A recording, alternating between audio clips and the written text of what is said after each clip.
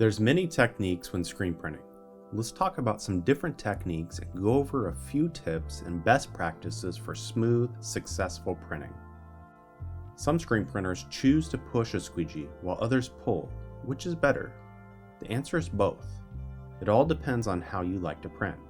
Overall, pulling is the most popular print stroke. You can capture more detail and have a stronger print stroke by pulling rather than pushing.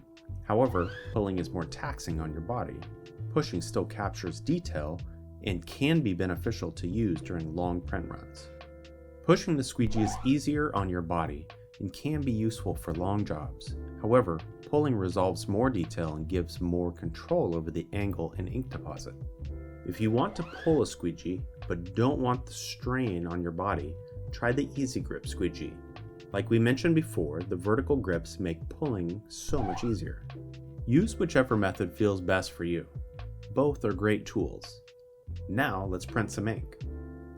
To start, flood the screen.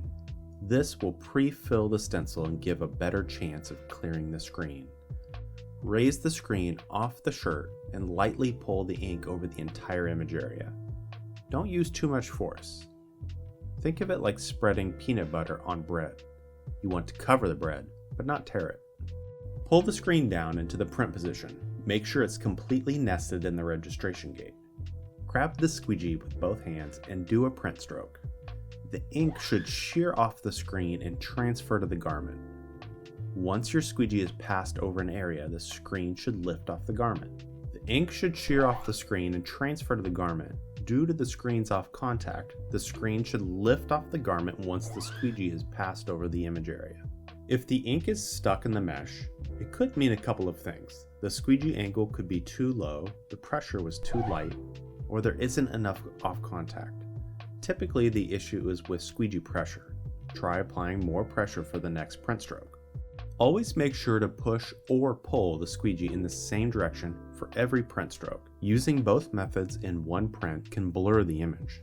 Since I pulled this stroke, I'll pull all the other passes on this print.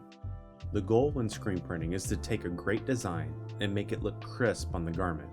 To do that, the fibers of the shirt need to be matted down. This is why many printers do more than one print stroke. A flash dryer is a great tool for any size print shop. It's useful for gelling the ink in between colors or print passes, and can also be used to cure ink later on. Flashing a print happens when the ink layer heats up enough to gel or dry, but does not reach full cure. This allows us to print another layer of ink on top and creates a super vibrant print. For multicolor designs, flashing the underbase is important. A great base means a great design. When flashing, set the flash dryer 2 to 3 inches above the platen. Keep the platen under the flash for 3 to 10 seconds depending on the needs of the print and the shop conditions. The larger and more high powered the flash is, the faster you can flash the ink and move to your next layer. Some flash units, like the one we're using, don't have on-off switches. It's important to keep the flash unit away from platens or anything that could overheat or even burn. When time's up, remove the platen from under the flash dryer and poke the ink layer with your finger. It should be sticky, but not wet. You shouldn't get any ink on your fingers from this. If the ink layer is completely dry, it has fully cured.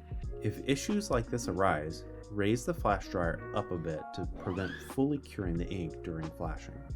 Once the ink layer is flashed, let it cool before continuing with more print strokes. Flashing between print strokes is called print flash print. This technique is generally used for printing lighter colored ink on dark garments. It ensures a vibrant print but can slow down production. Now let's talk about water-based printing. Printing with water-based ink is a little different than printing with plastisol. For starters, the ink is a lot thinner than most plastisol ink. Because of this, you'll need a screen with a higher mesh count of at least 156. Head back to the section on mesh count to learn more. Water-based ink's main component is water.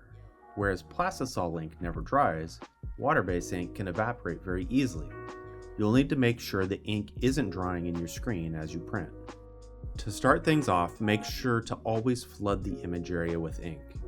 Flood before you print and after every print stroke to make sure the ink doesn't dry in the screen. If it does, you'll have a lot of cleanup to do and it can waste a lot of time.